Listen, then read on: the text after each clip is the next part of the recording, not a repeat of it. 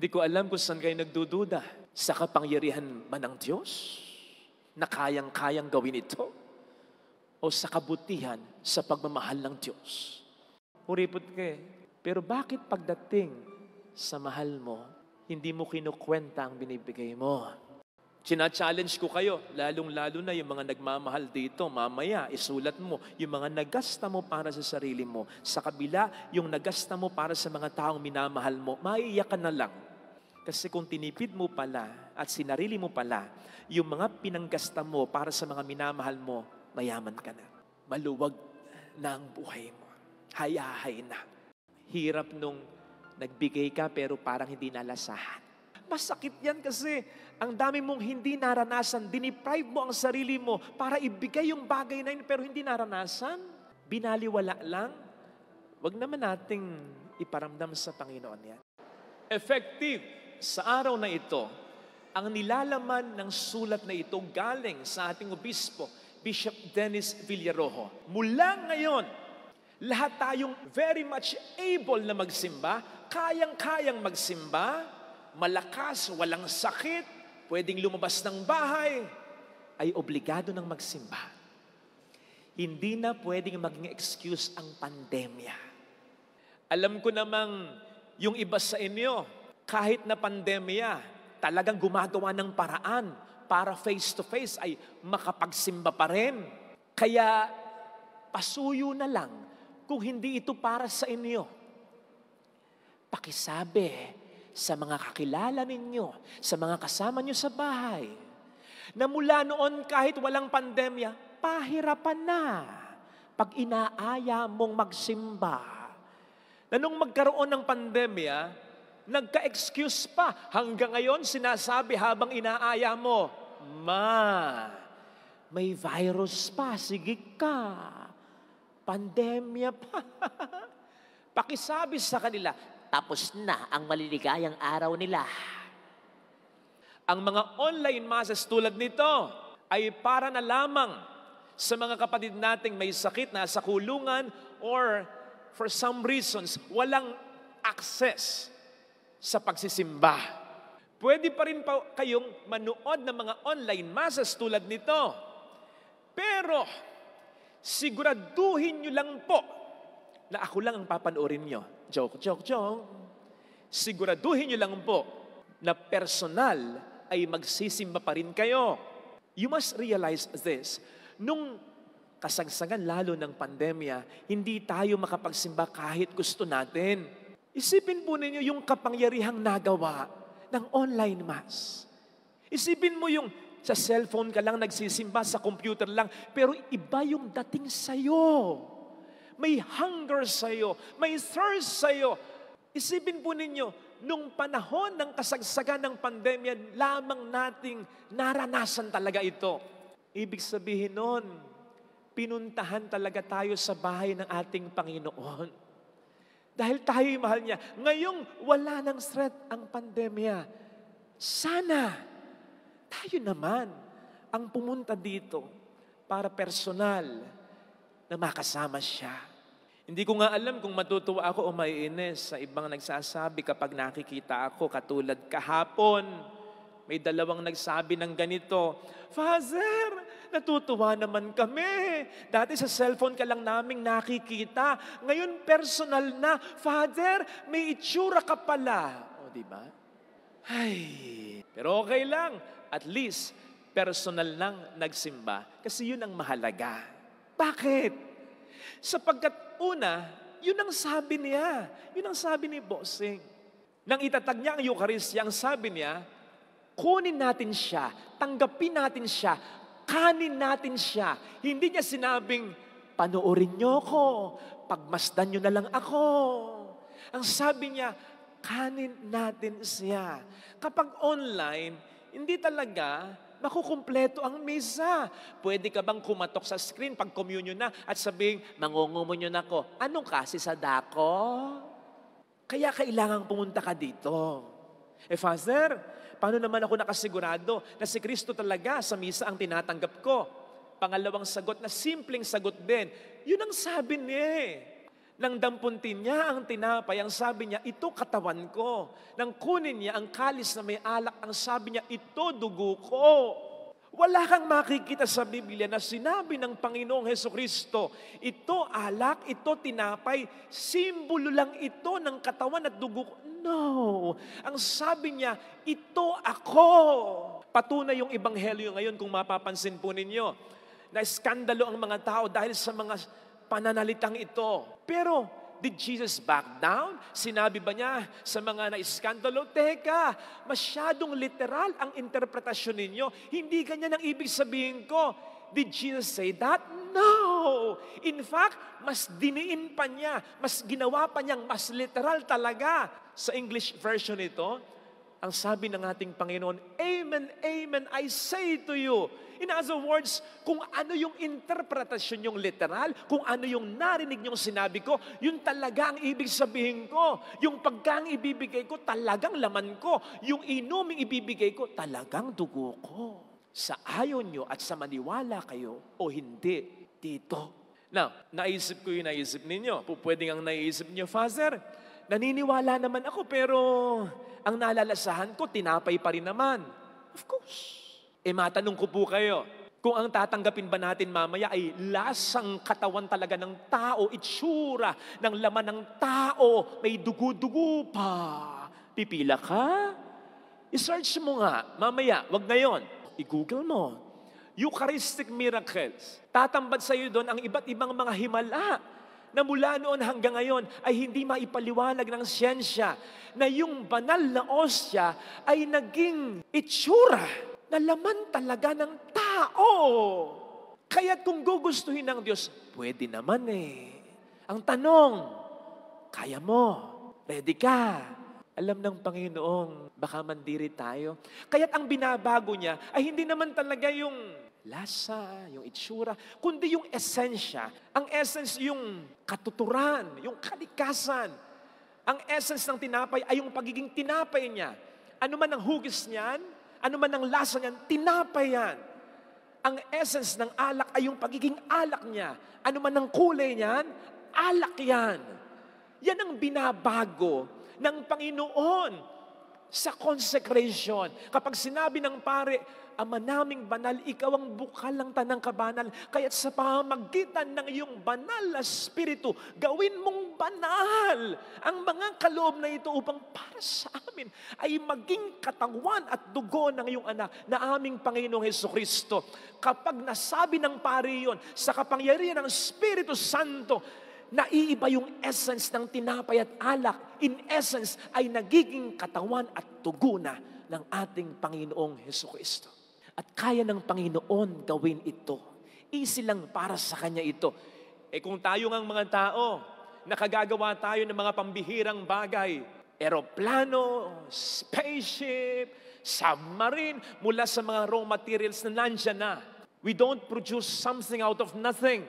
Ang Diyos pa kaya ang hindi makagawa ng isang milagro, ng isang kababalaghan, ng isang katangi-tanging bagay?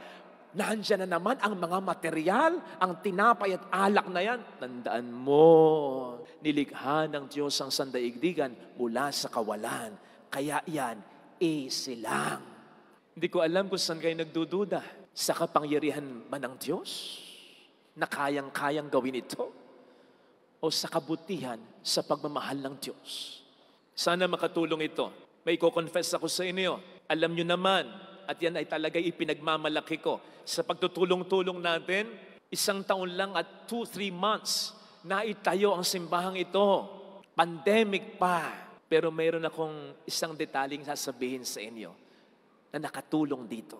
More than a year ago, may tumawag, hindi ko kilala. Nagpakilala, hindi ko kakilala. Ang sabi niya, Father, ako ang unang magpapagawa ng simbahan. Basta kung ano yung matatapos ng pondo ko para dyan, ituloy mo. Sa kanya yung mga materyales, initially sa kanya na yung labor initially siya magpapasweldo, may sarili siyang contractor. Basta sisimulan niya, itutuloy natin. Sa ngayon, tayo na po ang nagtutuloy. Matagal lang tayo ang nagtutuloy. Pero malaking bagay, yung pledge niya. hindi po natin nahawakan yung pera. Basta ang sabi niya, ito ang gagastusin ko dyan. Pag naubos na ito, Father, ituloy mo na. Hanggang dito lang ako. Alam niyo kung magkano? Maliit lang. 30 million. Huwag nang pumalakpak, ubos na. Hindi ko agad sinabi sa inyo. Bakit? Una, sapagkat ayaw niyang pasabi. Hindi po siya taga dito. Ayaw niya ring sabihin kung magkano yung pinledge niya. Na talagang dito talaga napunta. Sinimulan niyang talaga. Kaya nakapag-ipon tayo, nakasalida tayo eh. At hindi ko talaga sinabi sa inyo nung una, kasi baka hindi na kayo magbigay. Humingi pa kayo ng balato para sabihin ko po sa inyo, yung 30 million ay wala pa sa kalahati ng nagasta na natin. At gumagasta pa tayo. Kaya talagang I still maintain, kayo talaga ang mas nagpapagawa nito. Kasi wala pa sa kalahati yung 13 million dito. Kaya nga, medyo malungkot ako ngayong araw na ito. Kasi tumingin kayo sa paligid ninyo. Kukunti tayo. Malamig ngayon, aircon. Pero pinapawisan ako sa kilikili ko, sa singit ko. Bakit? Gusto kong patayin yung aircon. Baka hindi tayo makaboundary sa araw na ito. Umulan, patay kang bata ka, patay ang kolekta. Hindi, biro lang yun ha. Pero kaya ko sinasabi, ito, kayo talaga nagpapagawa. Hindi naman tayo nagsusolicit eh. Hindi tayo nagraraffle. Wala. Kayo talaga yung pagpunta nyo dito, yung kasama natin sa online, salamat po sa inyo. Kayo talaga. But 30 million is 30 million. Kaya malaki ang utang na loob natin sa taong yun. Palakpakan nga natin siya. Hindi ko alam kung nanonood siya. Kaya't nung una, hindi ako makapaniwala talaga. Halos himatayin ako nang malaman kong totoo. Kasi nung una, hindi pa ako naniniwala. Inimbestigahan ko muna, sino ba talaga siya? Saan ba siya nakatira? Yung sinasabi ba niyang tinulungan niya? Hanggang sa malaman niyang sinisiay ko siya. Muntik nang magtampo, Father. Hindi ka ba nagtitiwala sa akin? Muntik na akong mas himatayin. Pera na, magiging bato pa. But my point is this, iba eh. Hindi ako makapaniwala nung una eh. Kayo ba? Makakapaniwala kayo na may pwedeng mayaman? Pero hindi lahat ng mayaman ganon. Kahit sabihin mo sa akin ngayon, Father, kung ako man yung mayaman, magbibigay din ako ng 30 million. Lao. Ikaw nga ngayon, kayang-kaya mong magbigay sa kolekta mamaya, alimbawa ng 100, pero mamaya, mag-iisip pa yan. 20 na lang. Huwag ako. Ganyan tayo eh. Umaandar minsan yung pagiging, alam nyo na, ang sinasabi ko po ay ito. Pwedeng ganyan tayo, pero wag mong iisipin na ang Diyos ay ganyan. Hindi ganyan ang ways and thoughts ng Panginoon. Higher than our thoughts, higher than our ways. Hindi kuripot ang Diyos. God is not like may ibibigay, pero will hold back. Hindi ganun ang Diyos. And besides, tayo nga kahit kuripot, sa mahal mo, sa gusto mo, nagiging galante ka, hindi ba? Yung mga kabataan dyan, nahanip yung motor, ganda. Mga flarings na gano'n, tagal-lagang naka-buffing pa araw-araw yan. Yung step knot, ginto. Yung hawakan, silver. Yung parang tinidor sa unahan, inverted pa. Yung talagang spring na gano'n eh. Kung anong may tatak pa, kay tinutuno ng upuan, pinapalitan. Ganda, daming ginasta. Pero habang tinitingnan niya yung motor niya, kung makikita mo siya, gandang-ganda sa motor niyang ginastahan niya. Kung may x-ray vision ka lang, mapapansin mo yung brief niya butas. Bacon. Lost thread. Bakit? Hindi makabili ng brief. Tinitipid ang sarili. Pero pagdating sa motor, bili. Ganyan tayo eh. Ako man eh, nung ako'y makapag-abroad, napunta ako niya ng New York. May nag-treat sa akin, People's Insurance, General Insurance. Kasama ko yung nanay ko, Nanay Feli. Binigyan ako ng pocket money, 150,000. Alam niyo ginawa ko? Tinipid ko. Tuwing lunch, ang kinakain ko, isang pizza at isang debote o isang cooking can. $1 lang. Pareho na yan.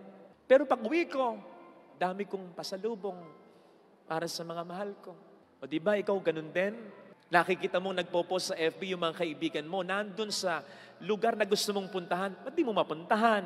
Mas may pera ka sa mga yan. Gusto mong kumain sa isang sikat na resto, ba't di ka kumain? Gusto mong bilhin yung gusto mo, kursunada mo, ba't di mo bilhin? Kuripot ka. Kahit nga mapuntahan mo yung lugar na gusto mong puntahan, walaan ko, inintay mo yung piso fare, pinakamurang pamasahe, kumain ka nga dun sa restaurant na gusto mo, habang tinitingnan mo yung menu, hindi ka lang nagpapahalata, sinisipat mo yung pinakamurang presyo, alukin ka ng inumin, service water na lang. Hindi dahil sa ng gusto mo, kundi dahil kuripot ka. Nakabili ka nga ng gusto mo, sigurado ko ilang beses mong inisip yan kung talagang bibilin mo, kuripot ka. Pero bakit pagdating sa mahal mo, hindi mo kinukwenta ang binibigay mo? Kulang na lang, pati bankbook mo, ibigay mo. Kahit nga hindi mo kaya, kinakaya mo. Nangungutang ka pa nga kung minsan para sa mahal mo. Sina-challenge ko kayo, lalong-lalo na yung mga nagmamahal dito, mamaya, isulat mo, yung mga nagasta mo para sa sarili mo. Sa kabila, yung nagasta mo para sa mga taong minamahal mo, maiiyak ka na lang. Kasi kung tinipid mo pala at sinarili mo pala, yung mga pinanggasta mo para sa mga minamahal mo, mayaman ka na. Maluwag na ang buhay mo. Hayahay na. Hindi mamahal ka. Meron nga po akong kakilala dati, namatay sa cancer. Pero I think pwede pa siyang isalba kung nagpakimo siya. Bata pa Pero bakit hindi nagpakimo? Alam niyo dahilan? Hindi ko uubusin sa cancer ang pera ko sapagkat yung perang naipon ko para na sa mga anak ko. Ayokong bawasan ko. Sipin ninyo yun. Kung ganito tayo, nakuripot, may kahinaan, may kapintasan, pero pagdating sa minamahal, nagiging all out, ang Diyos pa kaya? Sige nga. Pagdududahan mo, ang pagmamahal niya sa'yo. Kaya, sa palagay ko, nasasaktan talaga siya kapag umulan, hindi ka na nagsimba. Kapag tinatanggap natin siya ng may malaking pagkakasala, kapag ilang beses ka nang nahuhulugan ng katawan niya, ng banal na ostya, ang hina-hina ng kapit mo. Pero pagdating sa pera, ang tindi ng kapit mo. Patay ka na, nakakapit ka pa sa pera mo. Kaya sa palagay ko, nasasaktan siya kapag hindi tayo sumasampalataya sa Kanya. Nararamdaman niyo naman siguro yung halos ibigay niyo yung lahat, pero parang kulang pa sa taong pinagbibigyan mo. Pinag-aalayan mo ng pagmamahal mo. Nakakainis yun, masakit yun. Pinagdududahan pa niya yung pagmamahal mo na parang kulang pa yung binibigay mo. Sa totoo lang, projection lang yung nangyayari. Ikaw hindi ka nagkukulang, siya yung nagkukulang. Binabatulan niya lang sa'yo. Hindi kaya ganun din ang nangyayari sa misa? Sigurado ko ganun. Hindi ka naniniwala na siya ang tinatanggap mo? So bakit hindi ka naniniwala? Sapagkat kulang yung binibigay niya? Hindi. Dahil kulang yung pananampalatayang binibigay mo. Projection yung nangyayari. Hindi mo siya maramdaman kahit na 100% yung binibigay niya kasi kulang yung binibigay mo. Alam natin yung hirap nung nagbigay ka pero parang hindi nalasahan. Masakit yan kasi ang dami mong hindi naranasan, diniprive mo ang sarili mo para ibigay yung bagay na yun pero hindi naranasan. Binaliwala lang. Wag naman nating iparamdam sa Panginoon yan. Sana pagpila natin mamaya, malasahan natin hindi tinapay, kundi ang kanyang buhay. Pag inom ko ng dugo mamaya o ng alak, ang malasahan ko ay hindi alak, kundi ang kanyang dugo, ang kanyang buhay, ang kanyang katawan na ibinibigay sa atin ng lahat-lahat.